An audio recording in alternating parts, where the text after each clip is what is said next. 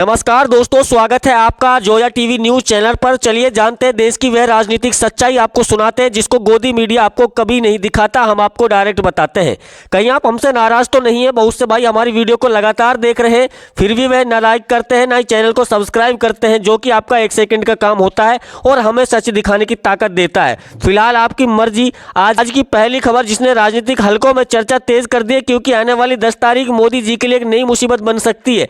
क्योंकि खबरें ये भी आ रही है कि मोदी जी पर एफआईआर होने वाली है फर्जी डिग्री और उसको सार्वजनिक करने के अपराध में। क्या बदल जाएगा राजनीति का पासा और अगला प्रधानमंत्री कौन होगा? ये खबर आपको सोचने पर मजबूर कर देगी, क्योंकि हाल ही में ऐसी वकील ने एक ऐसा बयान दे दिया है जिससे भाजपा की नींव में दरार डाल दी है।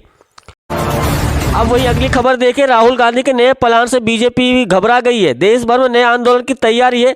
दोस्तों, राहुल गांधी बात करते हैं लोकतंत्र को बचाने की, और राहुल गांधी ही नहीं बल्कि हर भारतीय नागरिक संविधान की रक्षा करता है। राहुल गांधी के एक बयान से पूरी बीजेपी में बौखलाहट साफ नजर आ रही है।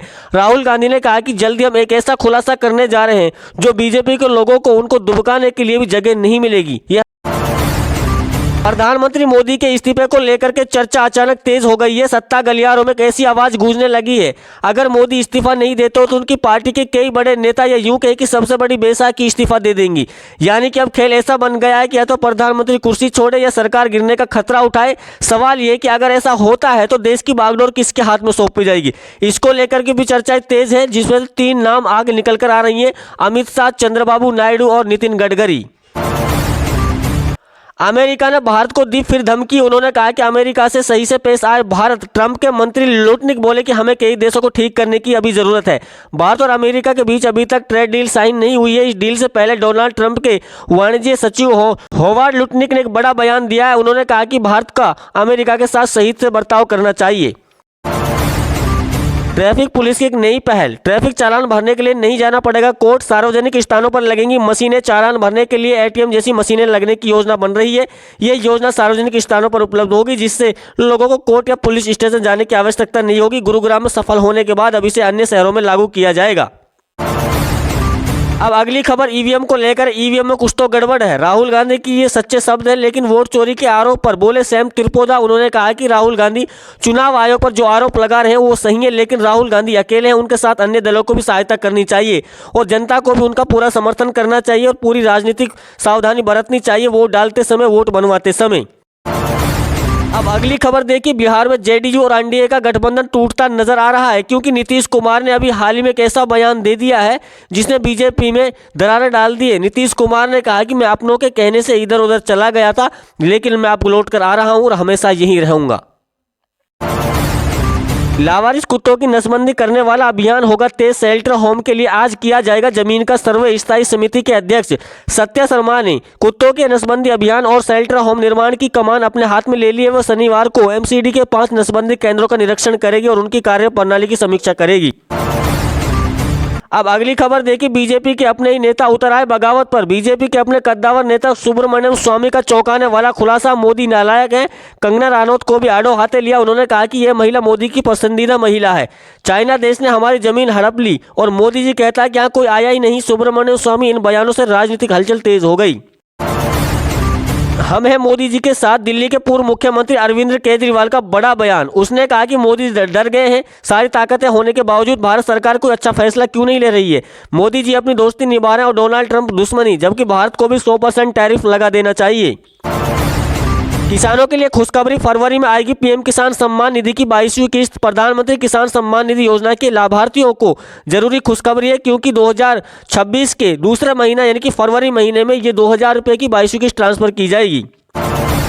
अमेरिका में बर्फीले तूफान से भारी तबाही। अमेरिका में आए भीषण बर्फीले तूफान के कारण 10 लाख से ज्यादा घरों की बिजली गुल हो गई। अब तक 13 लोगों की मौत की पुष्टि है, जबकि 18,000 से ज्यादा अधिक फ्लाइट रद्द करनी पड़ी।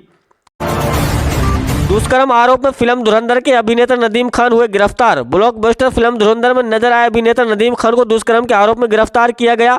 आरोप है कि उन्होंने 10 साल तक घरेलू नौकरानी का शोषण किया। मामले की जांच हो रही है।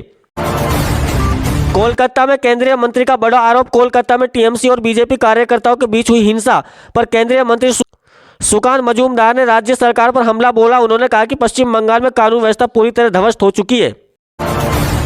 उत्तराखंड चारधाम समेत 48 मंदिरों पर गैर हिंदुओं की एंट्री पर रोक। केदारनाथ, बद्रीनाथ और यमुनोत्री सहित उत्तराखंड के 48 मंदिरों पर गैर हिंदुओं के प्रवेश पर रोक लगाने की तैयारी है।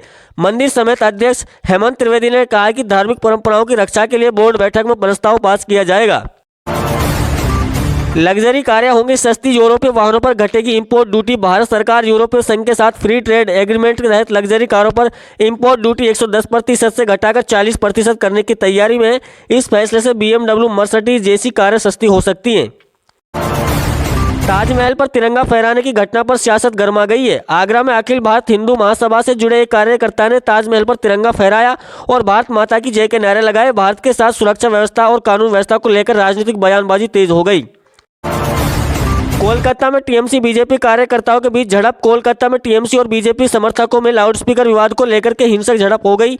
बीजेपी का आरोप है कि जनसभा का मंच फूंक दिया गया। केंद्रीय मंत्री सुकांत मजूमदार ने कहा कि बंगाल में कानून व्यवस्था पूरी तरह चकनाचूर हो चुकी है।